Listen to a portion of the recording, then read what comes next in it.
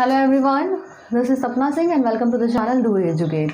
आज का जो टॉपिक रहने वाला है आप देख सकते हो, रेशियो के बारे में हम डिस्कशन करेंगे। और ये रेशियो जो है वैसे बेसिकली हर एक कॉम्पिटिटिव एग्जाम के लिए इंपॉर्टेंट है, लेकिन यहाँ पे क्या करेंगे, हम कॉन्सेप्ट को देखेंगे, उसके बाद हम कुछ क्वेश्चंस देखेंगे जो कि एसएससी जीडी में पूछे गए हैं।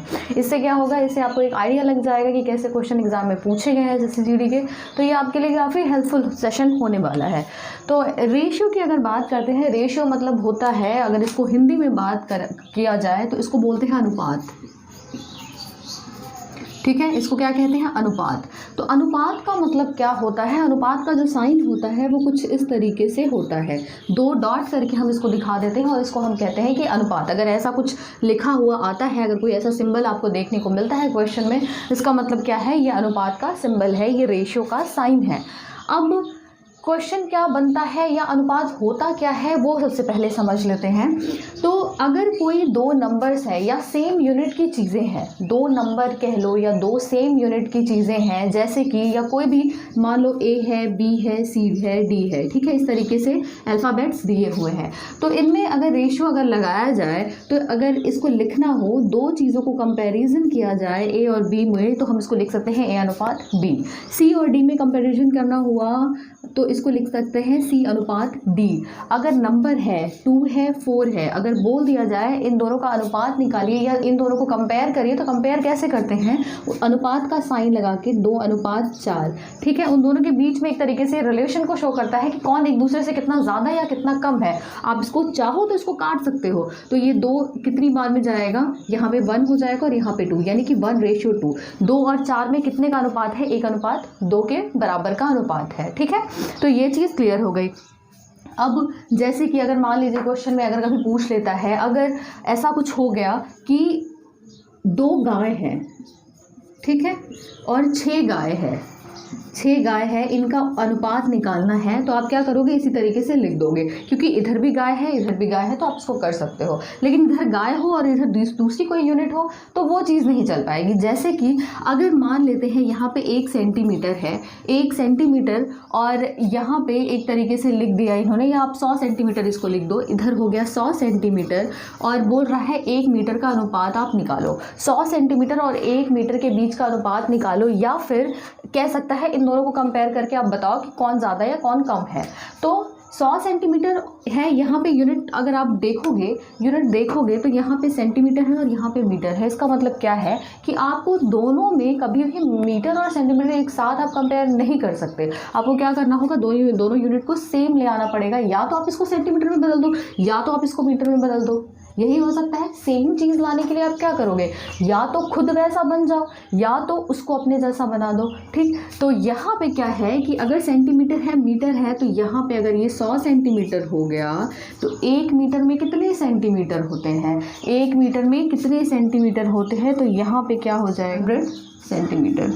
ठीक है, तो ये क्या हो गया, अगर इसको आप अनुपात निकालोगे, ये इधर से इधर कैंसिल, 1 अनुपात 1 आ जाएगा। ठीक है, 1 अनुपात 1 आ जाएगा। तो इस तरीके से आपको क्या करना है, चीज़ों को ध्यान में रखना है। इसी तरीके से अगर मान लीजिए किलोमीटर में दिया है और इधर मीटर में दिया है, ठीक है, किलोमीटर में दिया है और मीटर में दिया है, तो अगर ये 1 किलोमीटर दिया और ये 100 मीटर दे दिया, तो आप इसको क्या करोगे, किलोमीटर को मीटर में कन्वर्ट कर दो, तो ये क्या हो जाएगा, 1000 मीटर हो जाएगा और ये 100 मीटर हो जाएगा। जब आपको मिल गया कि मीटर और मीटर दोनों साइड सेम यूनिट है, तो इसको काट दो, 10 और 1 अनुपात आ जाएगा दोनों में। बात समझ में आ गई। ठीक है, तो अब हम क्या करेंगे, अब ये तो हो गया रेशियो के बारे में, हमने देख लिया कि रेशियो का मतलब क्या है, क्यों हम रेशियो निकालते हैं। ठीक है, दो चीज़ों का अगर कंपैरिजन करना होता है तो हम इस तरीके से इसको कर लेंगे। अब एक इम्पॉर्टेंट चीज़ यहाँ पे ये उठती है कि रेशियो में कभी भी आप कुछ भी गुणा करो या डिवाइड करो तो रेशियो पे कुछ फ़र्क नहीं पड़ने वाला। जैसे कि अगर 1 अनुपात 2 है, आप दोनों साइड क्या करो, दोनों साइड अगर 2 से गुणा कर दो। ठीक है, दोनों साइड करना होगा, एक साइड नहीं कर सकते आप। दोनों साइड अगर गुणा करोगे तो क्या होगा, क्या इस पर कोई फ़र्क पड़ेगा क्या, 2 रेशियो अगर ये 4 हो गया तो ऑब्वियस सी बात है ये क्या हो जाएगा, फिर से कट जाएगा, तो 1 अनुपात 2 आ गया, जो कि पहले वाली यूनिट थी, पहले वाली वैल्यू थी। ठीक, तो ये चीज़ हो गई। इसी तरीके से अगर 1:2 है, इसमें किसी नंबर को आप अगर डिवाइड कर दो, ये डेसिमल में आ जाएगा। आप एक चीज़ देखो 4:2 मान लो, ठीक है। यहाँ पे क्या करो आप 2 से डिवाइड करो, दोनों साइड 2 से डिवाइड करो तो क्या हो जाएगा, इसको जब काटोगे तो ये 2 बार में और ये कितनी बार में, 1 बार में, यानी कि 2:1 आ गया। अगर इसमें आप फिर से क्या करोगे, ये 4:2 का मतलब क्या हुआ, 2:1 ही आ गया। तो आप किसी भी तरीके से कर सकते हो, गुणा कर लो कोई दिक्कत नहीं है, डिविजन कर लो दोनों साइड कोई दिक्कत नहीं है, तो रेशियो की वैल्यू चेंज नहीं होती, ठीक है। रेशियो की वैल्यू इस तरीके से चेंज नहीं होती है। अब कुछ क्वेश्चन देखेंगे जो कि एसएससी जीडी में पूछे गए क्वेश्चन है, और अलग अलग टाइप के क्वेश्चन मैंने उठाए हैं। ये नहीं कि सिर्फ एक ही टाइप का क्वेश्चन है कि बस एक ही तरीके का क्वेश्चन कराते चले जाओ, बाद में फिर दिक्कत होगी उससे। तो जो सबसे पहला क्वेश्चन है, सबसे पहला क्वेश्चन, ए बी सी का अनुपात दिया है, ए बी और सी का अनुपात दिया है, ये दिया है 4:5:6, और पूछा क्या जा रहा है 1/2 अनुपात 1/b अनुपात 1/c, ये चीज़ पूछी जा रही है। 1/a:1/b:1/c, ये चीज़ पूछी जा रही है। तो अब यहाँ पे एक चीज़ देखो, अगर ये 3 वैल्यू हैं, 3 वैल्यू की का जो मान है, जो इनका रेशियो दिया है 4, 5, 6 दिया हुआ है। अब आपको यहाँ पे करना क्या है, 1/a 1/b 1/c पूछ लिया। सबसे पहले ये देखो क्या पूछ रहा है, 1/a 1/b और 1/c का रेशियो पूछ रहा है। तो इधर क्या है, a b c का रेशियो है, यानी अगर आप नंबर्स को उल्टा कर दो तो 1/a की वैल्यू मिल जाएगी, 1/b की वैल्यू और 1/c की, यानी कि 1/4 कर दो इसको, 5 है तो 1/5 और 6 है तो 1/6।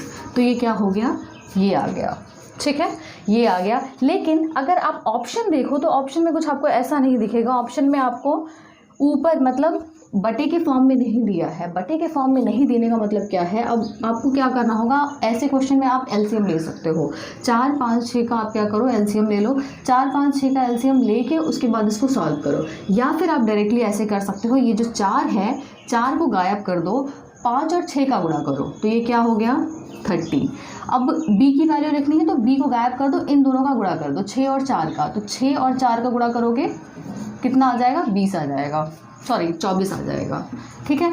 फिर उसके बाद 6 को गायब कर दो, उसके बाद बचा क्या, ये 20 आ जाएगा, यानी 30:24:20। अब यहाँ पे आपको ये चीज़ करनी है कि जो चीज़ें कट रही हैं उसको काट दो, कट रही हैं जो काट दो। ये 10 बार में गया, ये 12 बार में, और ये 15, यानी कि 15:12:10 इज़ द आंसर। ठीक, बात क्लियर हो गई। क्या करना है, जो ए की वैल्यू है अगर ऐसे में है तो ए वाले को गायब करके ए की जगह इन दोनों का गुणा, बी है तो इसको गायब करके बी की जगह इन दोनों का गुणा, सी है तो सी को गायब करके इन दोनों का गुणा। एलसीएम करके भी करोगे तो सेम चीज़ आएगी, ठीक है। तो ये इसका आंसर हो गया। बात समझ में आ गई। चलते हैं अब अगला क्वेश्चन देखते हैं। ऐसे ही क्वेश्चन पूछे जाते हैं, आप इसकी प्रैक्टिस ज़रूर कर लेना।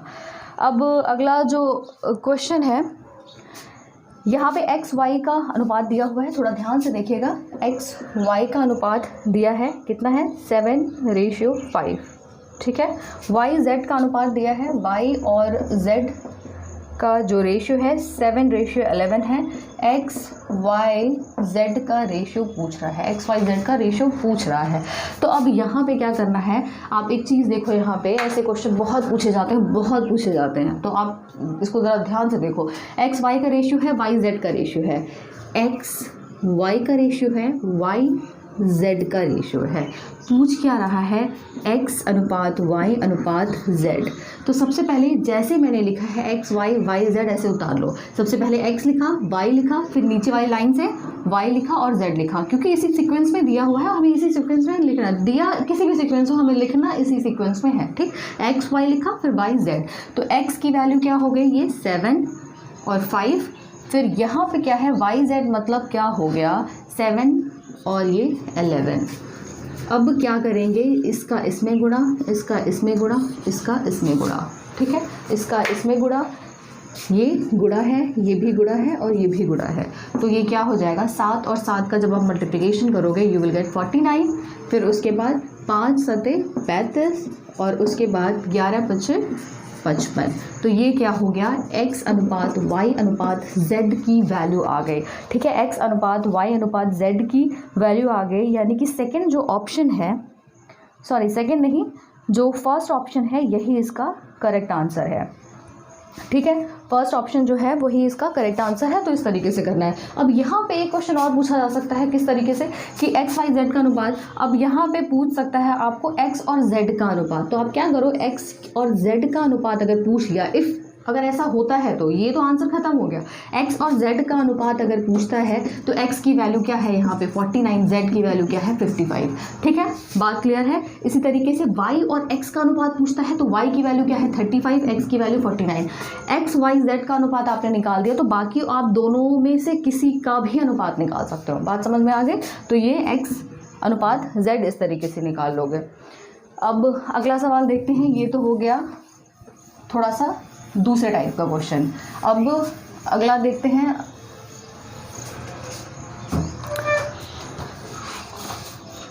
अगला जो क्वेश्चन है यहाँ पे दिया है 2a is equal to 3b is equal to 7c। 2a is equal to 3b is equal to 7c। और यहाँ पे a अनुपात b अनुपात c बोला जा रहा है कि बताओ a अनुपात b अनुपात c पूछा जा रहा है। अब क्या करना है यहाँ पे ऐसे क्वेश्चन में, ऐसे क्वेश्चन में आप क्या करो, 2a 3b 7c दिया है, घबराना नहीं है कि ये तो थोड़ा अलग आ गया तो कोई बात नहीं, उसको भी कर लेंगे। ठीक है, उसको भी कर लेंगे। 2a is equal to 3b is equal to 7c। ठीक है, क्या कर सकते हैं यहाँ पे, बाकी कुछ दिया नहीं है, सिर्फ एक वैल्यू ये दी है और ये चीज़ पूछी गई है। हमारे पास एक ही ऑप्शन है कि हम इसी को लेके चलेंगे और इसी से हम a b और c का अनुपात निकालेंगे। तो अब यहाँ पे a is equal to 3b is equal to 7b, ये इन सब का मान दे दिया। यहाँ पे अगर a अनुपात b अनुपात c निकालना हो तो आपको वही मेथडोलॉजी यूज़ करनी है। a की वैल्यू को हाइड कर दो, बचा क्या 3 और 7, 3 इंटू 7 लिख दिया। अनुपात b की वैल्यू लिखनी है तो b वाली वैल्यू को हाइड कर लो, लिख लो 2 और ये a वाली और c की वैल्यू, यानी कि जो 2 दिया है और यहाँ पे जो 7 दिया है 2 इंटू 7, फिर रेशियो लगा दिया।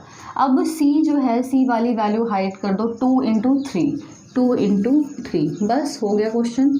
ठीक है, ये क्या हो गया 21 और यहाँ पे 14 और ये 6, 21 रेशियो 14 रेशियो 6 जो होगा ये इसका आंसर हो जाएगा। ठीक है, यानी कि जो फर्स्ट ऑप्शन है वही इसका राइट आंसर है। बात समझ में आ गई। कुछ नहीं करना है ऐसे क्वेश्चन में, वैल्यूज़ चेंज हो सकती है, बस आपको मेथड पता होना चाहिए कैसे करना है। तो a b c का अनुपात अगर पूछ रहा है तो आप इस तरीके से करो। आप चाहो तो एलसीएम लेके भी कर सकते हो। ठीक है, एलसीएम लेके भी बड़े आराम से किया जा सकता है, लेकिन ये क्या है, ये थोड़ा फास्ट है और ईजी मेथड है, तो आप इसको अप्लाई करो। तो अब थोड़ा अगला सवाल देख लेते हैं।